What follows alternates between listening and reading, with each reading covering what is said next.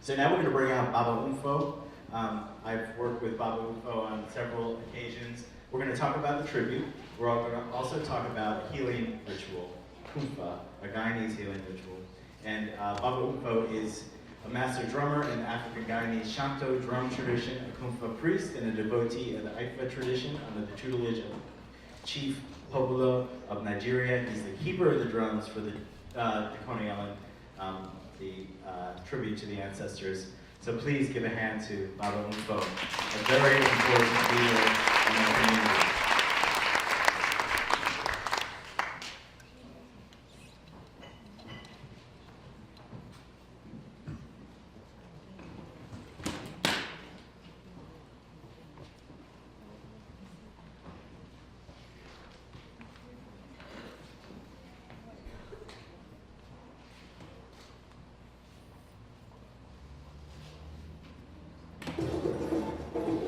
What we will do today is remember. We will remember those who died in the Middle Passage, all the bodies and the remains that are at the bottom of the Atlantic Ocean. Those who have worked so hard before crossing the ocean, during the crossing of the ocean, and after getting here. We celebrate the ancestors that were lost in that great water, the Atlantic Ocean, known as the greatest cemetery in the world. I greet each and one of you, beloved. The African in me greets the African in you. Ashe. Ashe. Ashe.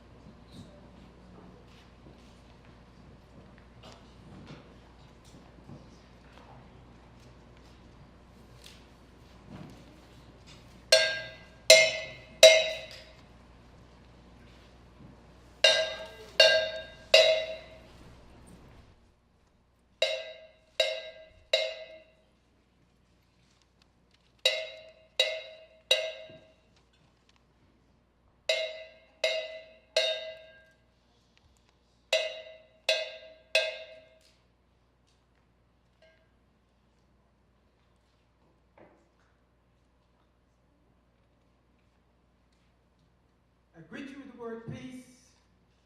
Without peace, there is no love. And without love, there is no harmony. But most of all, we must have respect. For respect is the foundation of life. When a man loses respect for himself, he regulates himself with the lowest of the animals. But when a woman loses respect for herself, she takes a nation with her, a nation with her, a nation with her. It is indeed an honor and a privilege to be here tonight once more, to share with you some of the information that has been passed on to me by my ancestors, elders. I was born in British Guyana. We are a part of the Caribbean, even though we are located in South America, continent. And so, as Brooklyn Arts Council is celebrating its 50th anniversary, Guyana is celebrating 50 years of independence. I want you to put your hands together for Guyana.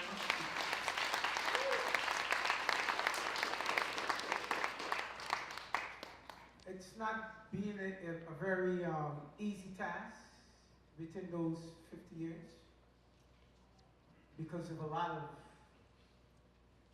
racial tensions. But hopefully today we have a government in place that from the jump shot has shown that they are on a serious path to mend those racial divides and to bring all people of Guyanese heritage into the fold and to move with love, peace, and harmony. I'm about to pour libation. In our tradition, when we pour libation, we ask everyone to stand. So I'm going to ask you to stand.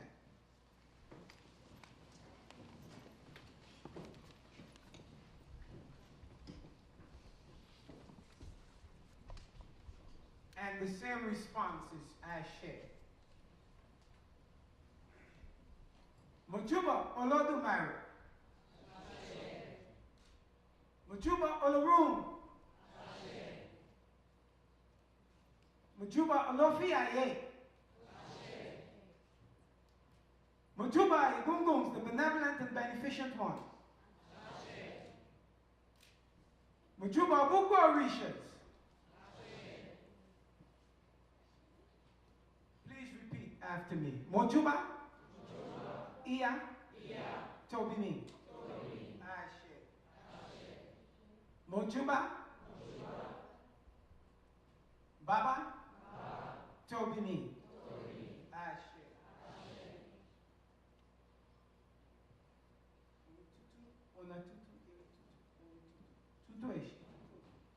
Mojuba.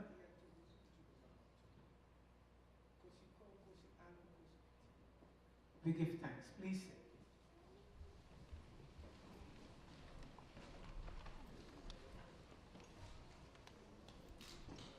And for the benefit of the children who are present here and the young ones, Mojuba means we give thanks. Olodumare is the name of the Creator. And when we invoke the name of the Creator, we also invoke both energies. The masculine energies as well as the feminine energies, because in our tradition, there can be no creation of life without both energies coming together. And so, when we speak of the Creator, we speak of that energy that is responsible for creation on this planet Earth. All living things vibrate. The Igunguns are your ancestors. The only reason we're here is because of our ancestors.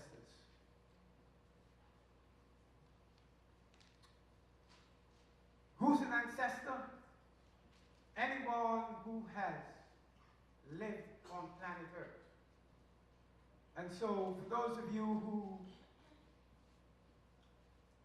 see Jesus as the one that is your Lord and Savior, well, he too is an ancestor. Because according to the teachings, he lived on planet Earth. When I ask you to repeat, Mojuba Iya Tobimi, what you said is that you gave thanks to the mother that birthed you. And when you said, Mojuba Baba Tobimi, you said you gave thanks to the father that seeded you. And so, irrespective of what is going on, we must always honor our parents. Whatever our parents did that was wrong, that was not upright, they are the ones who will eventually have to answer for their doings while they were here on planet Earth. It is not upon us to take on that responsibility. But in honoring our parents, we must always remember that it is our mothers who are really responsible for us to being here on this planet. Yes, your father planted the seed, but it is your mother who decided if that seed is going to grow or if it will be removed. And so the choice that your mother made is the reason why all of us are here today. And so in our tradition, mothers hold a very high place. And so when we speak of the Trinity, we speak of mother, father, and child. Not mother, not son, father, and Holy Ghost. You cannot have a father, you cannot have a son if you don't have a mother. And for historical purposes, if you want to know when the mother was removed from the place of divinity, you will need to check Constantine and the Council of Nicaea, 325 AD. And so, African tradition has always revered our mothers. As a matter of fact, as a child growing up, if anyone spoke anything negative about your mother, it was a fight. And if you felt that you were not strong or big enough to fight that person, you pick up a big stone or something, and it's 2 stones. And so, we grew up with that DNA, fully understanding that mothers was always to be respected.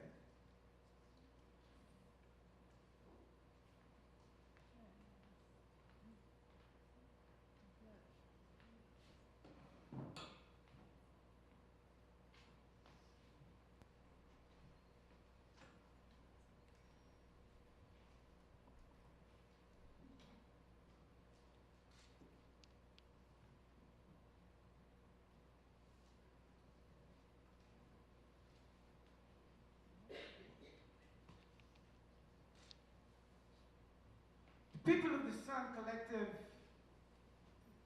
is a community-based organization established in 1989 to assure that the ancestors who lost their lives in the Middle Passage would be acknowledged, named and honored. The collective has been committed to holding an annual tribute to the ancestors of the Middle Passage, to raise people to the consciousness about the modern slavery, and to remind them of how we got to America, South America, the Caribbean. And I'm an one of the persons who is an initial member of starting this program. His name is Brother Tony Akeem. Dr. Umalu, who is now an ancestor, is the one who decided that at this forum they had a mentor where these poets and storytellers came along to speak about our contribution to the world as a people. They felt it necessary to go down to the Atlantic Ocean and pay respect to those bones that are lying at the bottom of the Atlantic Ocean. It is the largest burial ground for African people. And so in a cold October month, people went down there, it was freezing, and they were complaining. So could you imagine? They had on their gloves and their coats and all that stuff, and was complaining of the cold. Just imagine our ancestors coming in at that same spot with hardly any clothes on their backs, no shoes on their feet, a little piece of thing wrapped around, being transformed from a place of warm weather after making it through that Atlantic voyage. A voyage where the sharks still follow the ships because they understood that they could be fed.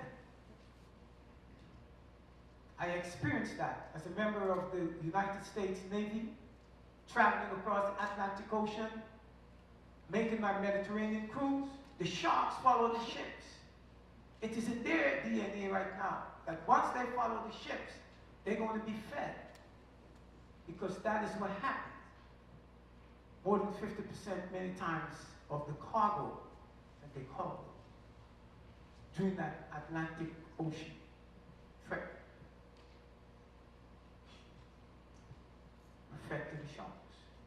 And so I want to ask everybody to please stand for a man who has, for the past 27 years, has been keeping this tradition, culture, and heritage alive, Mr. Tony Akeem.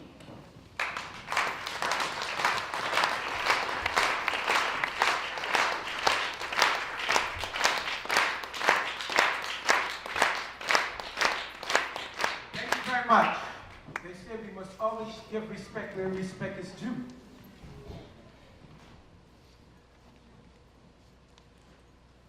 I've just got the signal about my time, so you know it's not an easy task to do something of this magnitude in such a short period of time. But let me move on. The Kumfah tradition is a way of life that was brought to Guyana by our ancestors. And the word Kumfah is a derivative of the name Mpho. And I'm going to read a little bit about Mpho. Mpho Onoki, the greatest ever Akan, medicine man, healer, warrior, lawgiver from Ghana. Even if anyone contests the claim that Onoki was and still is the greatest medicine man in Akan history, without a doubt, he's the most well-known medicine man and lived among the Akan people. He's the person who is responsible for uniting Ghana under the king Obitutu. allowing Ghana to strive under his tutelage as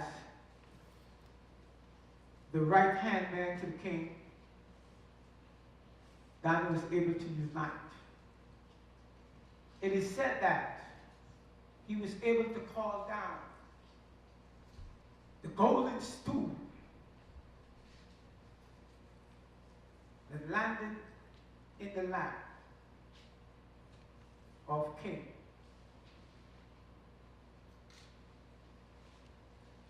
Coming out of that, we saw Ghana becoming one of the most powerful nations in West Africa. Most of our ancestors in Guyana, a great deal of them came from Ghana. And so our ancestors also in Guyana also came from the Senegal, Nigeria, Yoruba, Igbo as well, part of Yoruba, Vodou, Benin, the Congo, very much. And so, even though they spoke various languages, the main thing that they had in common was the belief system that structured their nations. And that belief system was the African philosophy. They believed in a creator. They did not use the word God. God is the word that came through colonialism. And then many of our deities, those who wrote about the history, began to use these words. But in various aspects of our traditions and cultures, you will find that they had a name for the creator. In Nigeria, Olodumare. In South Africa, the Zulu people, Nkulunkulu. The Vendu people, Udimo. In Ghana, Nyame, Chinyame. So we always, you go and do any research, you will find that African people always had a name for the creator. And we had names for our deities. And so, the dance, the drumming, the medicine, the warriors, the banking system, which is a word that comes out of the Igbo people. Isusu was broken down to Susu. So you can Google that and you will see all of these are the things that comprise our tradition. And so this is the tradition that was developed in Guyana. And so at the end of captivity, from 1834 to 1862, African people in Guyana bought more than 40 plantations that they turned into villages. They had their own council set up, similar to the council that you would find in Africa, like my brother Howard was explaining to you, the village council. After the church and the colonial power saw the impact that African people were having in Guyana in terms of its economic and running their own enterprises, various things were done to destroy that system. And so, today, most people, when they speak about Kumfah, they speak about the art form, they speak about the dance, they speak about the drumming, not fully understanding that it entails much more than that. As a matter of fact, one of the most dynamic cultural aspects that is still practiced in Guyana, that is not found in any other part of the Caribbean or in South America, is something that we call kwek kwek. And kwek kwek is a pre-marriage ceremony.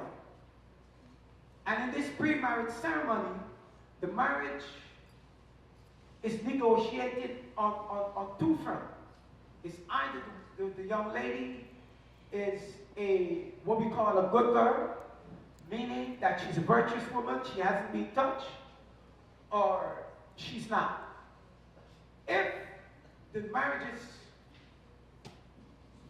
is negotiated on the fact that she's a good girl, then there are certain things that are put in place. The dowry is much more. The dowry is the dowry or lobola is the money that is paid to her family.